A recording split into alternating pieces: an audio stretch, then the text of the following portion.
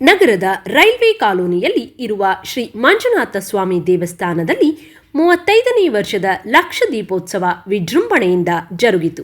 ಪ್ರತಿ ವರ್ಷದ ಪದ್ಧತಿಯಂತೆ ಅಮಾವಾಸ್ಯೆ ತಿಥಿ ಅನುರಾಧ ನಕ್ಷತ್ರದಂದು ಬೆಳಗಿನ ಜಾವದಲ್ಲಿ ಶ್ರೀ ಮಂಜುನಾಥ ಸ್ವಾಮಿಗೆ ರುದ್ರಾಭಿಷೇಕ, ಬಿಲ್ವಾರ್ಚನೆ, ಪುಷ್ಪಾರ್ಚನೆ, ಹೋಮ, ಹವನ, ಮಹಾಮಂಗಳಾರತಿ, ವಿಶೇಷ ಪೂಜೆ ಜರುಗಿದವು.